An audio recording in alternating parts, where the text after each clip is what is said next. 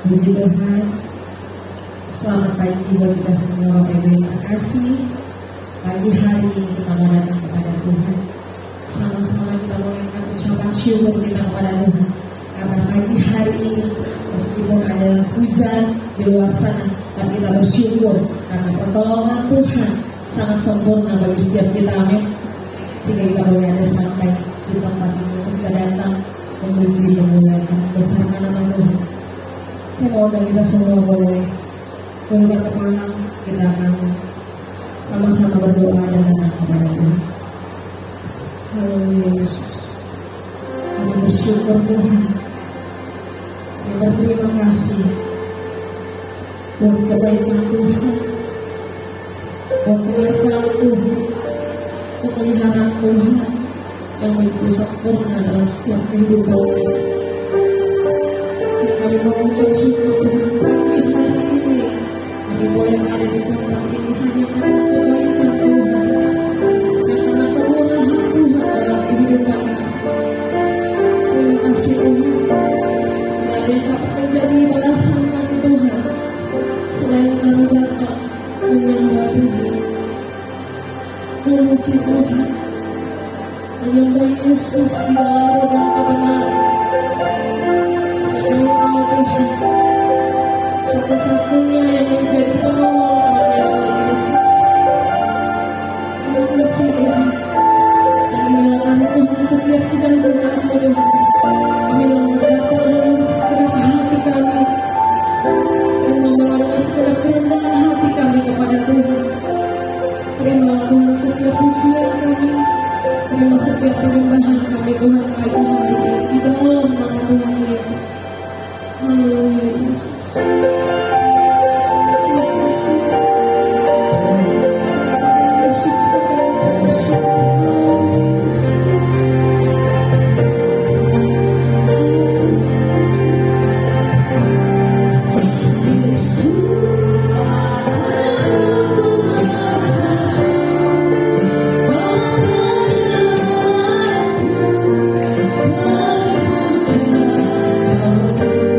Oh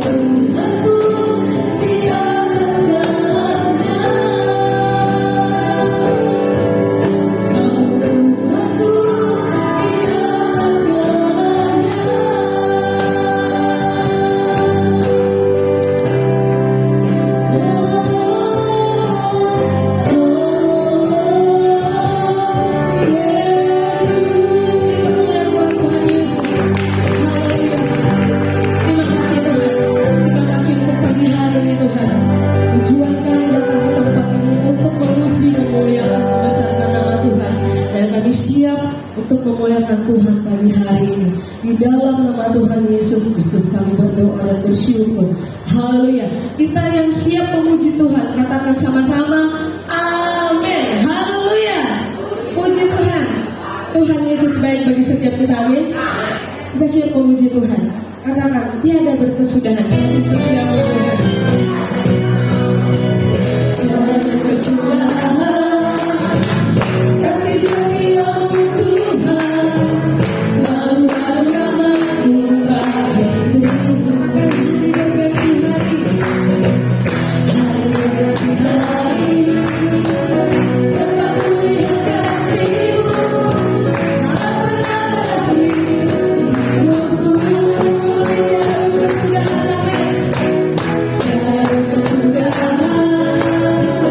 Kasih saya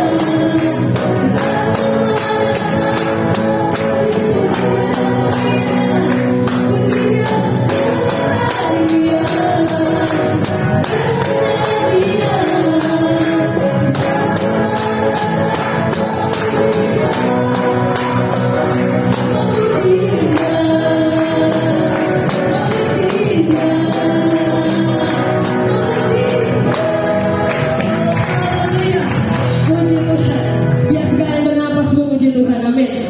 Haleluya. Silakan duduk Bapak Ibu Saudara yang terkasih. Dan saat pagi hari ini kita memberikan persembahan yang pertama. Nanti saudari bisa boleh berdoa untuk persembahan. Kita sekarang berdoa. Terima kasih Tuhan, terima kasih banyak kembali kami mengucap syukur Tuhan, terima kasih di sepanjang minggu ini. Tuhan masih sertai kami, Tuhan masih pelihara kehidupan kami. Tuhan juga masih memberikan kami kesempatan untuk kembali beribadah pada pagi hari ini. Kami mengucap syukur Tuhan, terima kasih. Tuhan selalu memberikan yang terbaik. Tuhan yang memberkati setiap tangan-tangan yang memberi, besar kecil Tuhan pilih yang memberkati.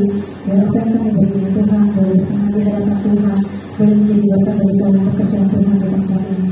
Kami memberi Tuhan dengan pengucapan syukur dan penuh sukacita di dalam nama Tuhan Yesus Kristus. Haleluya. Amin. Amin. Tuhan selamat memberi betapa pujian kita jangan lelah bekerja di dalam Tuhan. Haleluya.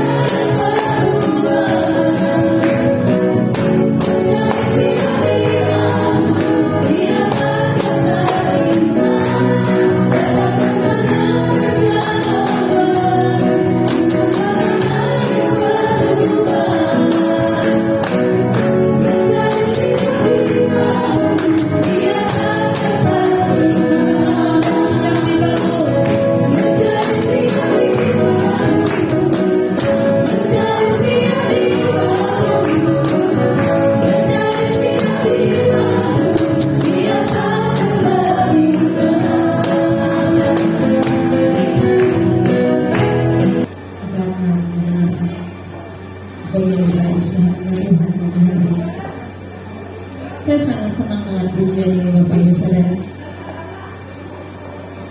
Bunga bakau di taman Tuhan pelihara, burung-burung di udara Tuhan pelihara, amin. Apalagi setiap kita umat kesehatan Tuhan. Mungkin kadang kita merasa Tuhan kok sendiri, kok kayaknya aku ditinggal sendiri. Tapi saya mau ingatkan kembali, Tuhan tidak pernah membiarkan kita sendiri. Tangannya selalu ada buat kita. Asal kita mau berserah kepada Tuhan. Berserah itu artinya sepenuh hati.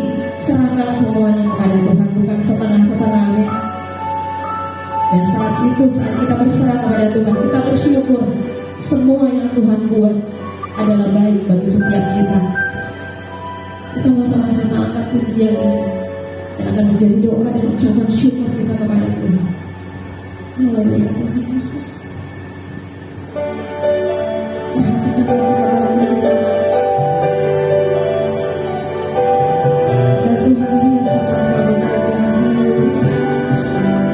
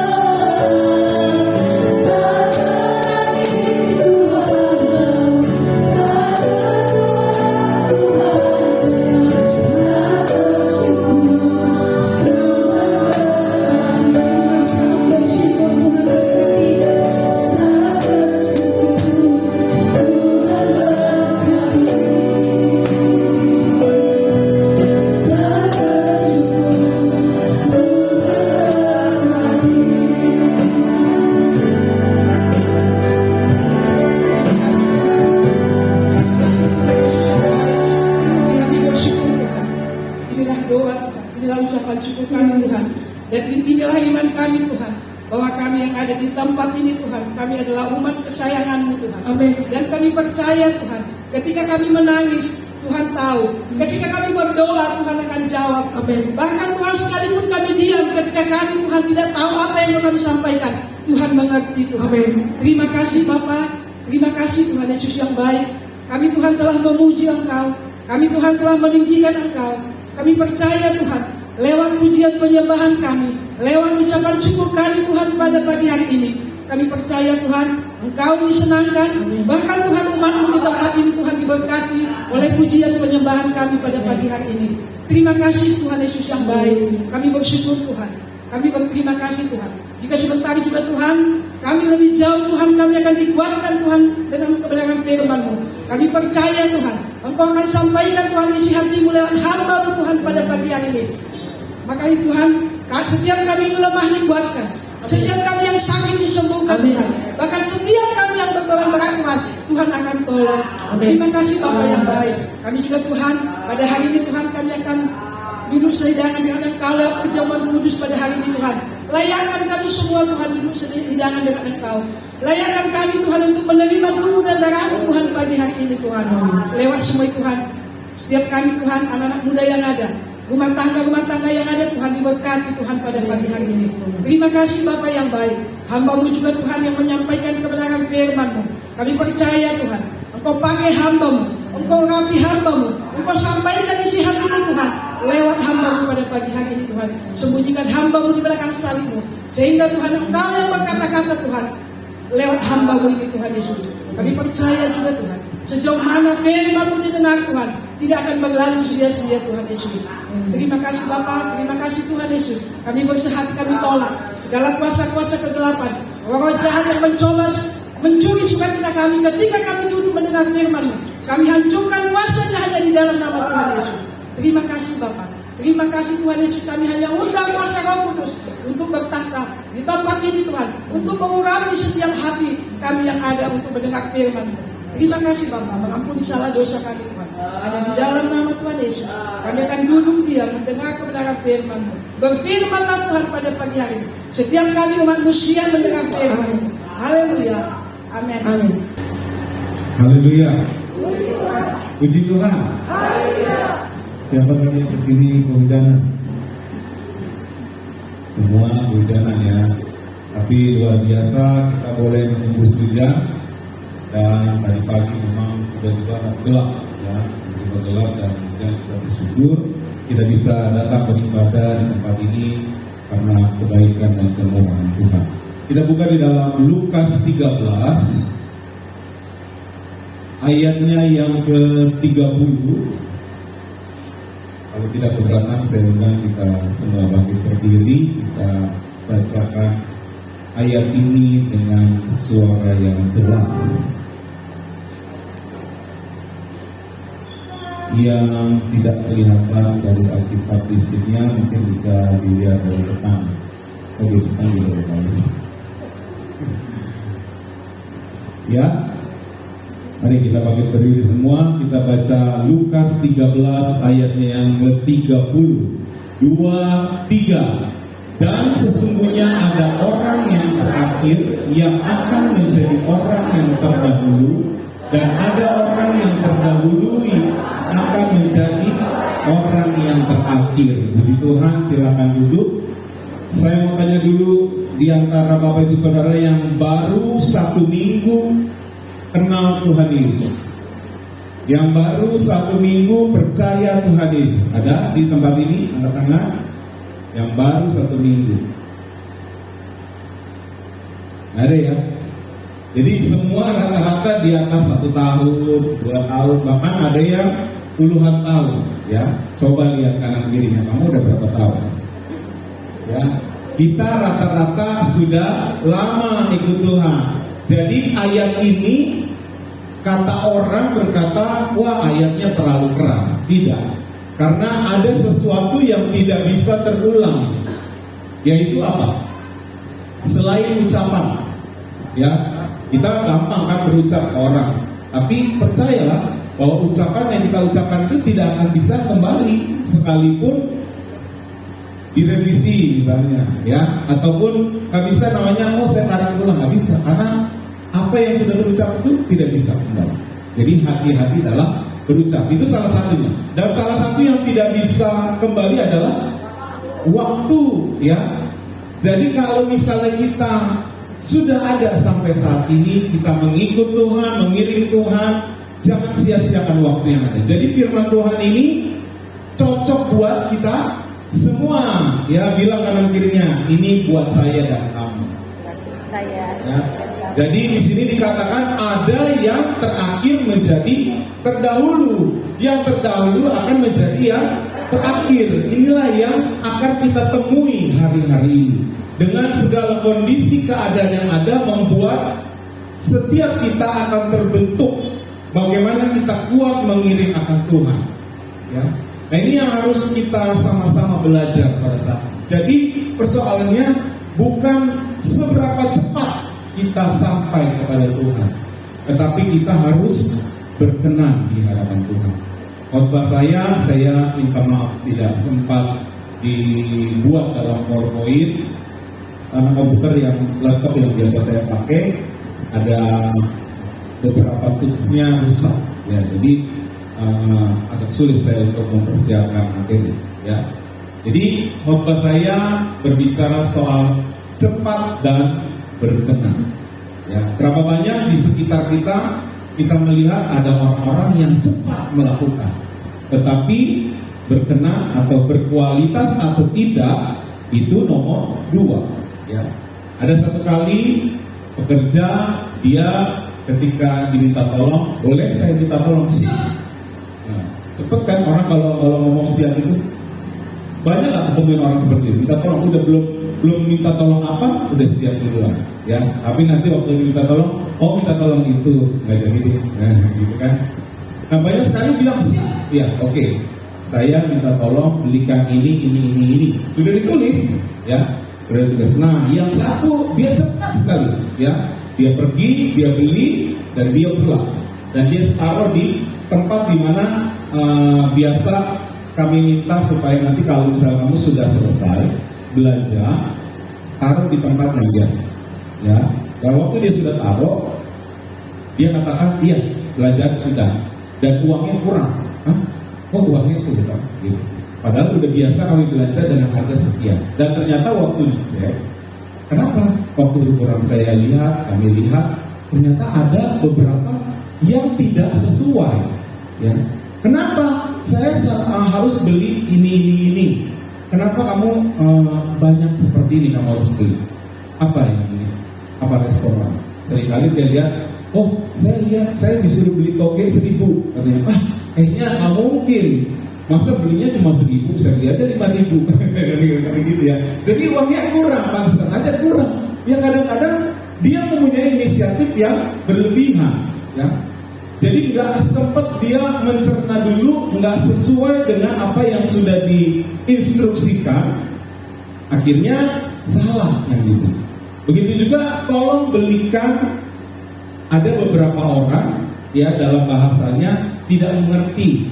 Tolong belikan shampoo 1 renceng, ya. Buat kita orang Jakarta tahu nggak 1 renceng? Tahu, ya.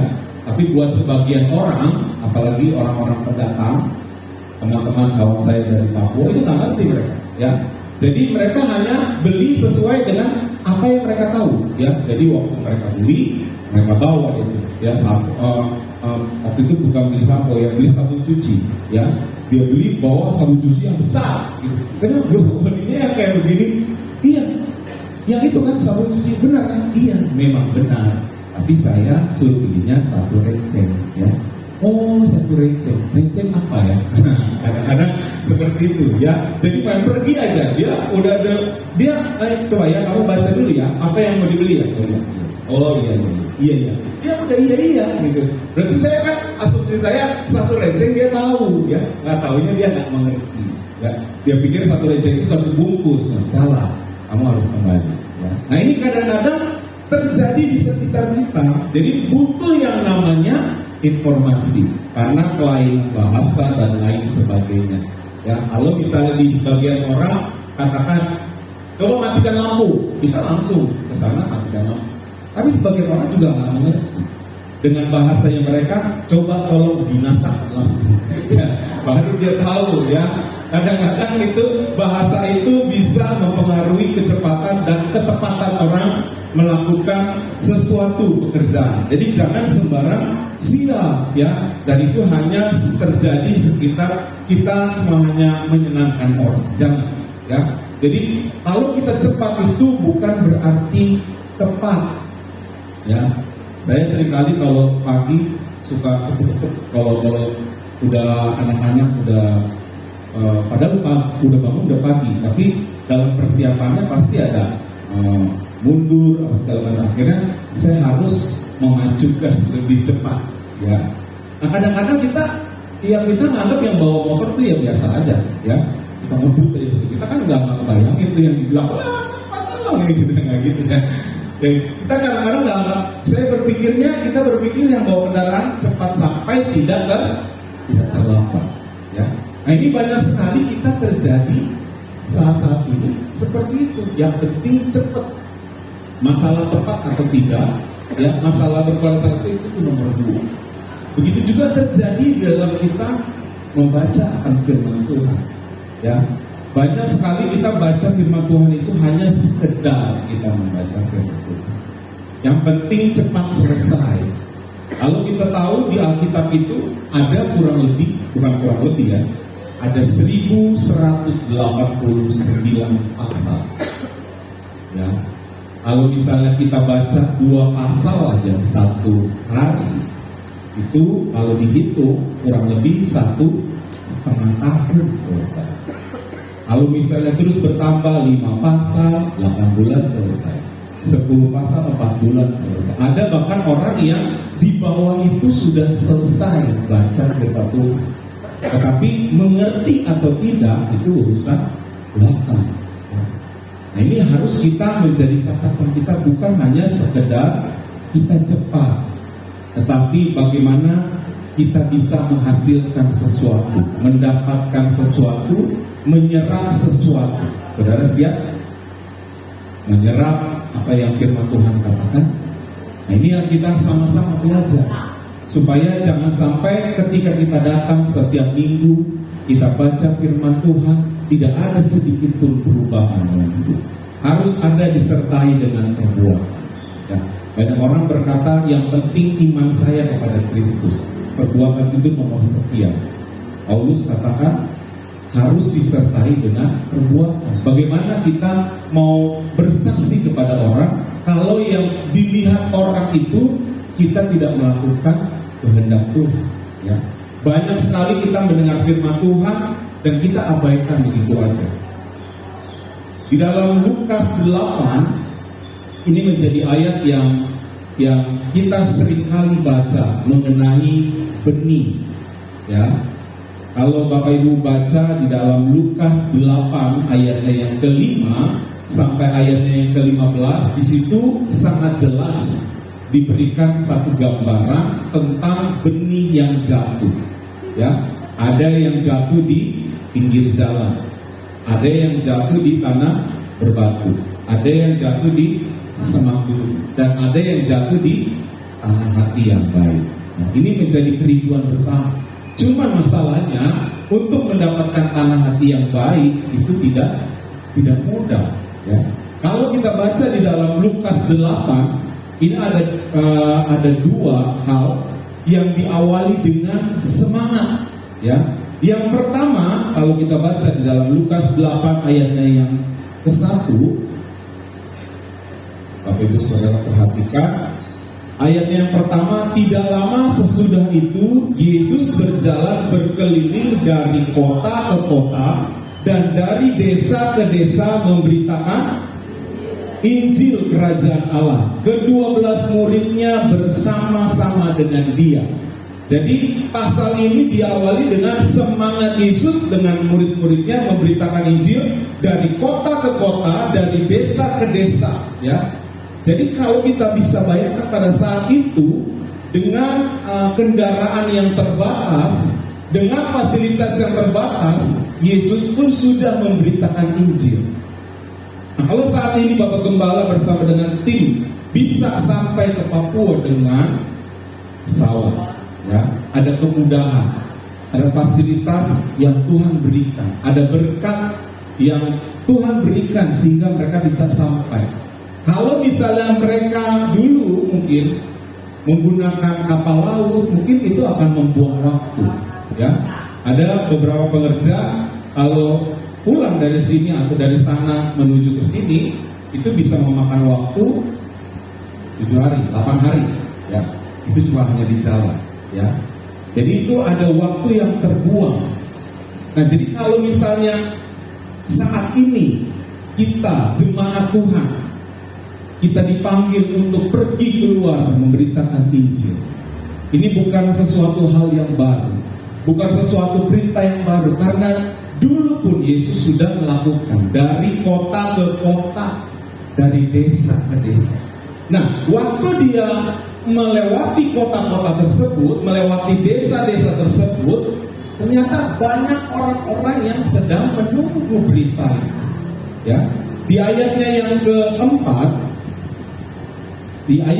keempat dikatakan, ketika orang banyak berbondong-bondong datang, yaitu orang-orang yang dari kota ke kota menggabungkan diri kepada Yesus, berkatalah ia dalam suatu perumpamaan. Ya, jadi sebelum perumpamaan itu diberikan, jadi ternyata yang pertama itu ada semangat Yesus memberitakan Injil, dan yang kedua ada semangat orang mendengar firman Tuhan.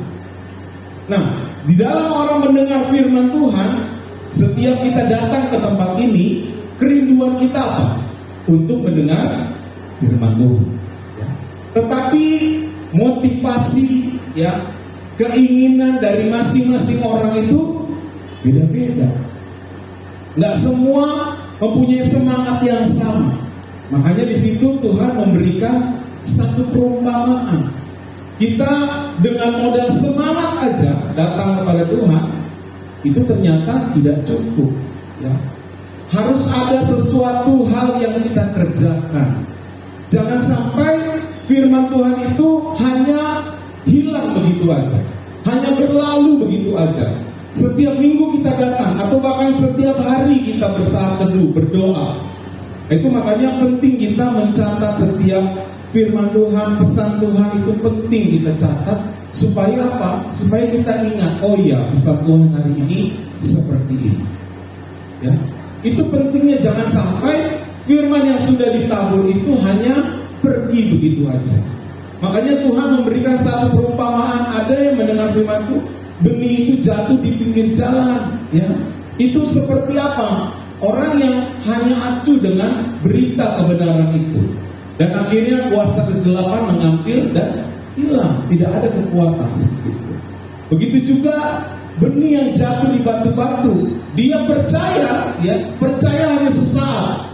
Tapi ketika masalah datang, dihimpit, dia mulai pergi meninggalkan Tuhan kembali. Ada berapa banyak saat ini, ya, di YouTube kita lihat, oh, dia kembali murtad, dia kembali mualaf, dia kembali jual Yesus, dia kembali apa segala macam ceritanya. Dan itu menjadi tren. Ya, kenapa? Karena motivasi orang mendengar firman Tuhan cuma hanya untuk kepentingan diri sendiri. Bukankah di akhir zaman ini mereka akan mengumpulkan pengajar-pengajar, ya, untuk bercerita dongeng dan lain sebagainya untuk menyenangkan daging, ya. Pokoknya semua dicari ayat-ayat firman Tuhan yang sesuai dengan daging. Gak apa-apa saya buat dosa, sebebas-bebasnya saya. Firman Tuhan sudah memberikan jaminan saya tidak akan binasa. Dia cari ambil cuma ayat yang mengenakan daging, ya. Dan padahal di situ dikatakan dengan jelas bahwa jangan sampai benih itu hanya jatuh di sembarang tempat.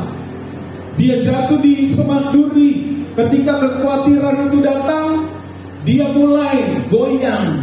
Ya. Berapa banyak kita hari-hari ini ketika mulai diinformasikan, wah ini naik, itu naik, yang dimulai apa? Takut, khawatir. Dimulai dari khawatir dulu sih, baru takut. Ya, nah ini yang terjadi ya. Makanya jangan selalu membaca hal-hal yang negatif. Banyak sekali berita, ya, yang isinya itu, aduh, pokoknya kalau kita baca itu kayaknya nggak mengenakan. Apa jadinya nanti? Apa yang akan terjadi? Ya, tapi kita mau sama-sama belajar supaya firman Tuhan itu kita taruh dalam hidup kita, ya, tanah hati yang baik. Karena untuk bertumbuh sesuatu benih itu bukan hanya diandalkan benih yang baik, tidak, tetapi ada perlu tanah hati yang baik. Walaupun kita punya benih yang bagus, ya, Bapak Gembala seringkali beli benih yang bagus, antar penyakit saya. Enggak serta-merta itu datang, oh ini ada tanah, langsung tanam. Enggak, ya, tanah itu harus ya ada istilah pertaniannya, ya, harus dibersihkan dulu, harus dibiarkan dulu, baru bibit itu bisa dimasukkan supaya bisa sesuai dengan kondisi pH tanah yang ada, ya. Karena kalau misalnya langsung dimasukkan, walaupun benih itu bagus, walaupun benih itu mahal, tetap saja tidak maksimal dia pertumbuhan. Jadi dibutuhkan tanah hati yang baik juga, supaya kita mau membuka hati kita, ya, supaya kita dibajak, siap dibajak untuk menjadi satu tanah hati yang baik, menerima benih yang baik itu. Jangan sampai, oh saya sudah berbuah, tapi buahnya tidak bisa dimakan. Di depan ada mangga, ya, ada yang sudah matang, ada yang belum matang. Bapak Ibu lebih pilih yang mana ya? Oh saya penggemar buah tidak matang. Enggak ya? Pasti kan, Pak, boleh saya beli buah yang tidak matang? Itu kan kadang-kadang nanti jadi aneh. Pasti yang diminta, Pak saya beli buah yang manis. Ada embel-embel tapi murah. Kan maunya begitu ya, udah manis tapi murah. Aman sendiri gitu. Nah ini yang sering kali terjadi. Pasti kita maunya buah yang manis. Kalau misalnya buah itu setengah matang, itu sama juga tidak berbuah. Jadi kalau sesuatu pekerjaan tidak disertai dengan ketekunan, tidak akan menghasilkan satu pekerjaan yang baik. Bangku diberikan bahan yang bagus dari kayu jati, tapi tidak dikerjakan secara serius. Oh dari penampakan ini saya lihat sudah menjadi bangku, tapi kaki sebelah sana nggak dipasang. Bapak Ibu bisa menikmati bangku dengan kaki 3? Sekalipun itu dijual opral, ini jati, saya jual 20% di diskon, atau enggak 50% deh, ya, pasti kita juga nggak mau beli, ya, walaupun bahannya bagus, ya. Karena apa? Karena tidak dikerjakan dengan serius, jadi tidak bisa dinikmatin. Nah itulah pentingnya kita memiliki tanah hati yang baik, supaya kita bisa dinikmati orang. Pertanyaannya, sudahkah kita dinikmati oleh orang? Apa yang orang pikirkan tentang kita? Apakah kita dipikir orang yang, oh dia masih belum matang, ya? Atau dia sudah matang? Oh dia, itu mah buah busuk, itu kan lain cerita, ya. Setiap orang punya pandangan, punya penilaian, tergantung bagaimana kita mempersiapkan hidup kita. Jadi penting sekali, bukan hanya kita hanya pasrah. Tadi lagunya enak ya didengar ya. Oh burung di udara tanpa bekerja. Waduh. Kalau di teologi itu menjadi perdebatan panjang. Benar emang burung nggak kerja gitu kan. Tapi itu kan memang lagu yang puitis. Ya. Jadi dibuat supaya kita bisa meresapi lagu-lagu. Tapi bukan berarti dia tidak bekerja, hanya menunggu, tidak. Ada bagian yang dia harus kerjakan. Bapak Ibu Saudara datang di tempat ini menembus hujan dan lain sebagainya. Itu ada sesuatu harga yang kerjakan supaya kita bisa sampai di tempat ini, supaya kita bisa berjumpa dengan keluarga Allah, supaya kita bisa menerima firman Tuhan, setidaknya supaya firman Tuhan itu bisa menguatkan hidup kita secara pribadi. Ya, bagaimana supaya firman Tuhan itu bisa bertumbuh dan bisa berakar dalam hidup kita. Ya, tadi kalau misalnya saya sampaikan bahwa kalau kita hanya baca firman Tuhan hanya sekedar cepat, kita tidak akan mendapatkan sesuatu dari dalam. Tetapi ada istilahnya kontemplasi.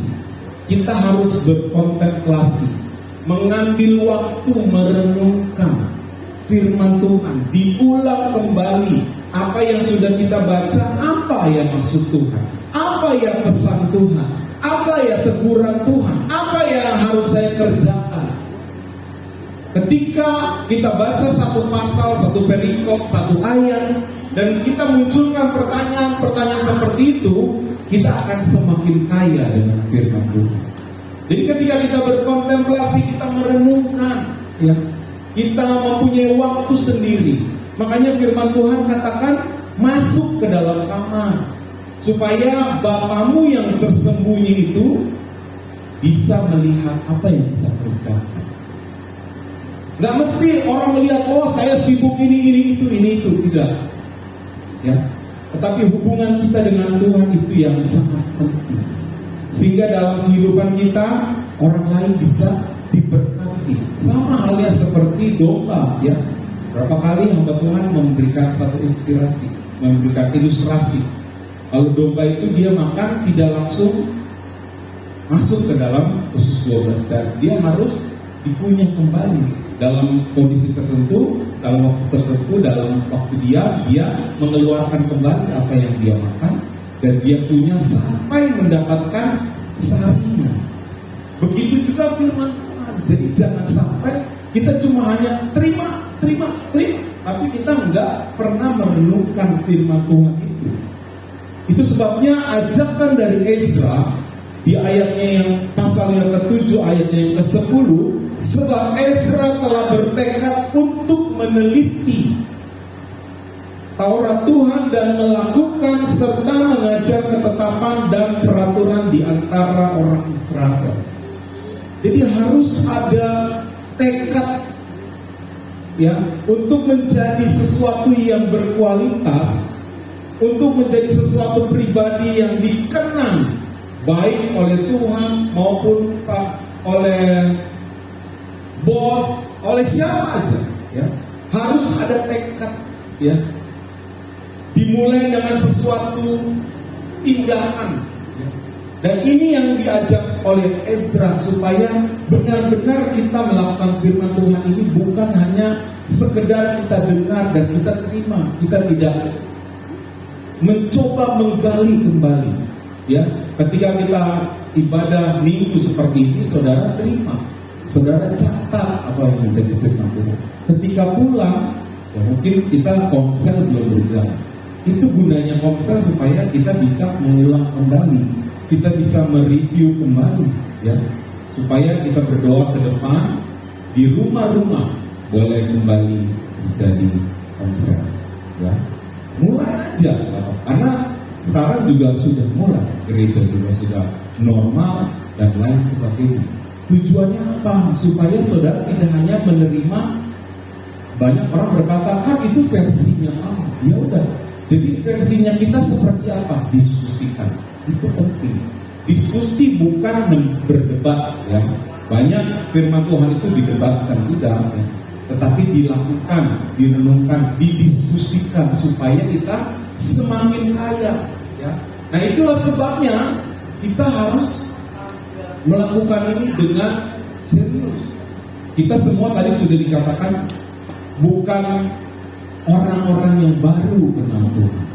Jadi jangan sampai kita yang sudah lama ikut Tuhan, justru pengenalan akan Tuhan kita agak lebih ketinggalan dari orang-orang yang baru datang. Ada orang-orang yang baru kenal Tuhan.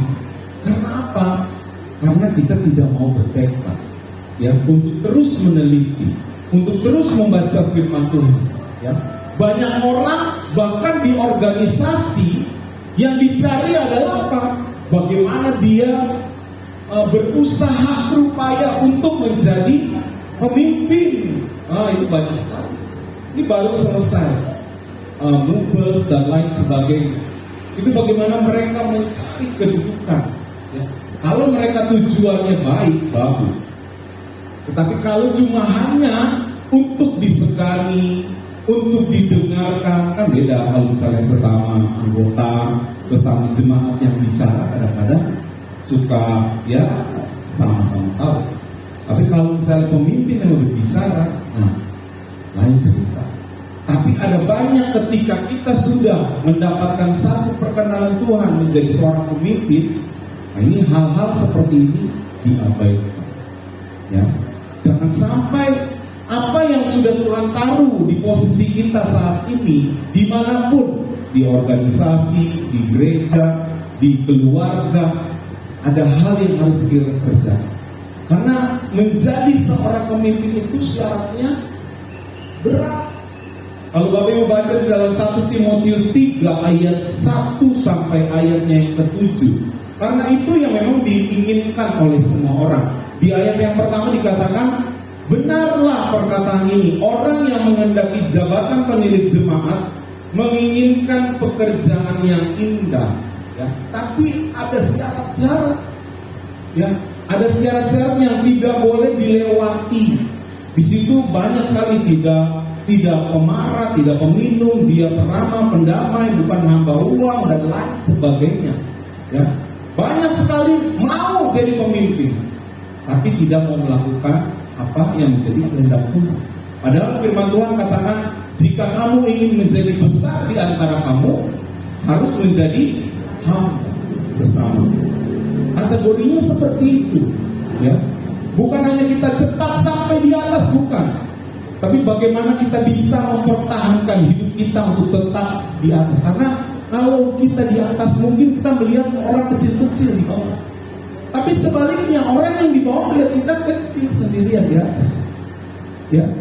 Jadi jangan kita hanya mencari kedudukan saja. Di ayatnya yang ke-7 di situ dikatakan itu menjadi sesuatu hal yang perlu diperhatikan di 1 Timotius 3 ayatnya yang ke-7. Hendaklah ia juga mempunyai nama baik di luar jemaat, agar jangan ia digugat orang dan jatuh ke dalam jerat iblis. Ya, kalau kita ada di dalam jemaat gereja, wah semuanya baik, karena orang-orang yang ada di pemimpin pasti dia mengerti firman Tuhan, pasti dia fasilitas, pasti dia tahu memposisikan diri. Tapi di situ diingatkan, ya, di luar jemaat bagaimana? Cara ngeceknya dari mana? Dari keluarga. Benar nggak si bapak seperti itu? Benar nggak si ibu seperti itu? Benar nggak si anak seperti itu? Ya. Atau dari mana kita bisa ngecek? Dari pekerjaan, dari bisnis. Tanya sama rekan bisnisnya, gimana dia bisnis dengan kamu? Kalau dia bilang top, sesuai dengan kepemimpinan, itu bagus. Jangan sampai terbalik, ya. Dia tetap manis dimanapun, di gereja, di mana tetap manis. Di sini manis, di luar busuk. Nah itu jangan sampai seperti itu, ya. Kita harus cepat di dalam mengerjakan pekerjaan yang Tuhan suruh berikan kepada kita. Tetapi kita juga harus bertenang, karena dari buahnya lah orang akan terlihat, ya. Gak bisa kita hanya bersembunyi di belakang, oh yang penting saya sama Tuhan, terserah orang mau menilai saya apa. Nah kadang-kadang seperti itu, ya. Tidak bisa seperti itu. Apalagi kalau misalnya memang kita sudah mendapatkan satu kepercayaan menjadi seorang pemimpin, seseorang yang diberikan kepercayaan lebih. Nah itu yang harus kita lakukan dalam kehidupan kita. Dalam Yakobus 1 ayatnya yang ke-22 dikatakan, tetapi hendaklah kamu menjadi pelaku firman dan bukan hanya pendengar saja. Sebab jika tidak demikian, kamu menipu diri sendiri. Jadi jangan cuma hanya kita mendengar saja, ya, kita dengar terus banyak. Justru kebanyakan mendengar firman Tuhan, kebanyakan mendengar pengajaran sini sana, nah itu seringkali bukannya menjadi pelaku, tetapi hanya sebagai mengkritik, mencari kesalahan orang, ya. Oh, dia seperti ini, seperti itu. Dia nggak seperti ini, seperti itu. Wah, masa Tuhan seperti itu. Oh, masa ini seperti itu. Ya, lalu kebanyakan hanya mendengar pengajaran demi pengajaran dan tidak melakukan. Lebih baik kita mengerti sedikit, tapi kita lakukan dengan penuh kerendahan hati. Kita akan berkenan di hadapan Tuhan. Jadi kalau misalnya ada orang, yang penting saya aja, yang orang mau lihat saya bukan menjadi pelaku atau tidak, itu urusan saya dengan Tuhan. Saya tutup dengan ayat ini yang sungguh menegur saya juga secara pribadi. 1 Korintus 14 ayatnya yang ke-16. Sebab jika engkau mengucap syukur dengan rohmu saja, ya, bagaimanakah orang biasa yang hadir sebagai pendengar dapat mengatakan amin atas pengucapan syukurmu? Bukankah ia tidak tahu apa yang engkau katakan? Ya. Jadi kalau misalnya kita cuma hanya selalu yang penting saya sama Tuhan, saya sama Tuhan. Tapi orang di sekeliling kita nggak tahu kita sedang berbuat apa, kita sedang mengerjakan apa. Buahnya tidak dirasakan oleh orang sekitar. Nah, inilah menjadi catatan buat kita. Bukan hanya kita sekedar cepat di dalam lingkungan Tuhan, tapi bagaimana kita berkenan. Kita harus menjadi pelaku firman. Kita harus menjaga hubungan kita dengan Tuhan. Saya tidak tahu hubungan Bapak Ibu Saudara sepanjang minggu berjalannya dengan Tuhan bagaimana. Dari perkataannya lah orang bisa menilai hubungan kita dengan Tuhan seperti apa. Ya. Apa yang sudah kita tahu, apa yang sudah kita terima, biar itu boleh tertanam dalam hati kita. Sebetulnya mungkin ada sesuatu hal yang mengganjal dalam hidup kita. Mari kita tanya kepada Tuhan. Ya. Kalau ada sesuatu yang kita lakukan, pelanggaran yang kita kerjakan, kita akui dan kita bereskan, ya, supaya jangan sampai itu mengganjal dalam hidup kita di dalam menerima perjamuan masa yang kudus. Dia memberikan satu kesembuhan yang luar biasa, asalkan kita mau melakukan firman, yang kita mau terbuka di hadapan Tuhan. Kita nggak mampu tanpa Tuhan. Puji Tuhan, tunduk kepala, kita mau berdoa untuk firman Tuhan pada saat siang hari ini. Bapa di dalam surga, kami mengucap syukur kepada Tuhan. Engkau terlalu baik dalam hidup kami, Engkau sangat baik dalam hidup kami Tuhan. Kamu sudah selesai berbicara firman Tuhan pada saat ini Tuhan. Biar yang boleh menjadi kekuatan buat kami semua yang mendengarkan firman Tuhan pada saat ini Tuhan. Kami bukan hanya menjadi pelaku, bukan hanya menjadi pendengar, tapi biarlah kami boleh menjadi pelaku firman, supaya kami tidak menjadi yang terdahulu, tapi kami mau bersama dengan Yesus berjalan menuju keserupaan, serupa dengan Kristus. Terima kasih Tuhan, dalam nama Yesus, sebentar juga kami akan menerima perjamuan saya kudus. Tuhan tolong, supaya sucikan dan kuduskan kehidupan kami layak menerima. Dalam nama Yesus kami berdoa, haleluya, amin. Itu yang saya sampaikan. Siang hari ini saya jemput kita semua boleh bangkit berdiri. Kita angkat pujian kita.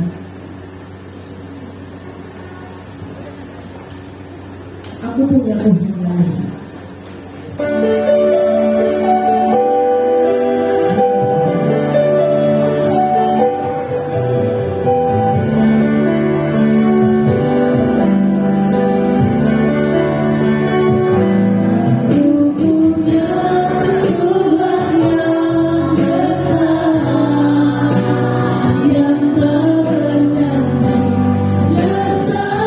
Bersambung menggerakkan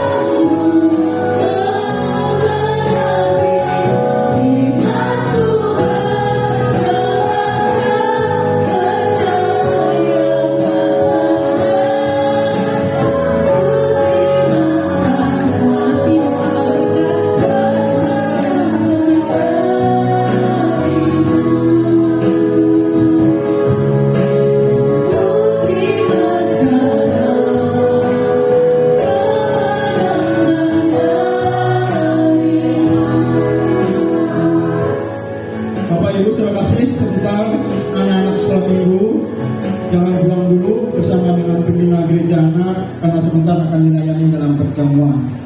Kita tunduk kepala, kita akan berdoa. Bapa dalam surga, kita putus-putusnya kami mengucap syukur, berterima kasih kepada Engkau. Kami tahu Tuhan yang sudah tolong dalam ibadah yang sudah berlangsung.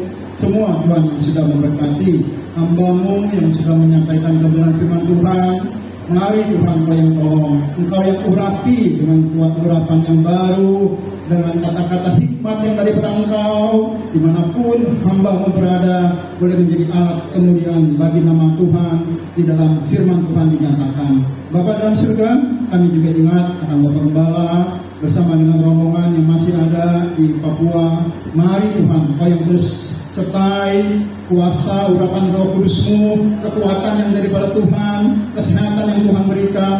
Bapak Gembala bersama dengan rombongan, bersama Pocim, boleh dapat melayani Tuhan dengan baik, melayani Tuhan untuk menjangkau jiwa-jiwa yang belum percaya kepada Engkau, meneguhkan jiwa-jiwa yang bimbang dan ragu. Tuhan, biarlah Bapak Gembala bersama dengan rombongan menjadi alat kemuliaan Tuhan, di mana nama Tuhan yang dinyatakan, di mana nama Tuhan yang diberitakan. Bapa dalam surga memberkati kota Jakarta, negara kami Indonesia. Kami mengucap syukur, berterima kasih semua ada dalam keadaan yang baik. Kalau sebaran COVID-nya semakin rendah, semakin turun, Tuhan, mari Engkau tolong supaya kami sidang jemaat-Mu bersama dengan masyarakat kota Jakarta, bahkan bersama dengan saudara-saudara kami se-Indonesia bisa masuk dalam akhir daripada pandemi karena perkenan Tuhan, karena pertolongan Tuhan, karena pembelaan yang daripada Engkau ya Tuhan. Terima kasih. Kalau pada saat siang hari ini kami boleh bersekutu dengan tubuh dan darah Tuhan, biarlah melalui kuasa kebangkitan Tuhan kami boleh menerima kekuatan dan daripada Engkau. Segala sakit penyakit yang ada dalam tubuh kami percaya sudah dinyahkan dalam nama Tuhan Yesus Kristus. Oleh kuasa tidur-Mu kami boleh mendapatkan kesehatan yang prima, kesembuhan yang daripada Engkau ya Tuhan. Terima kasih Bapa, terima kasih, terima kasih.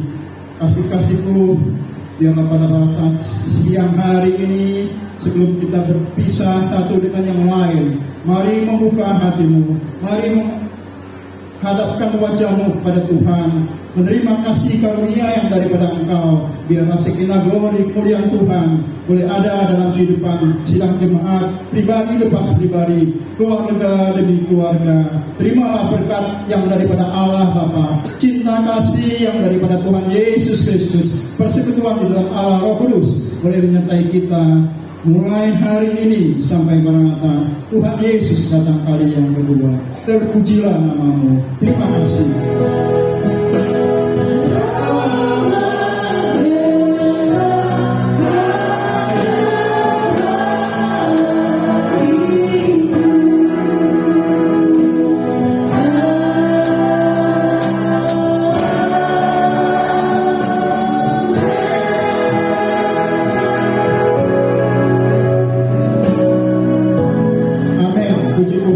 Ibadah sudah selesai, tetap melaksanakan protokol kesehatan, ya.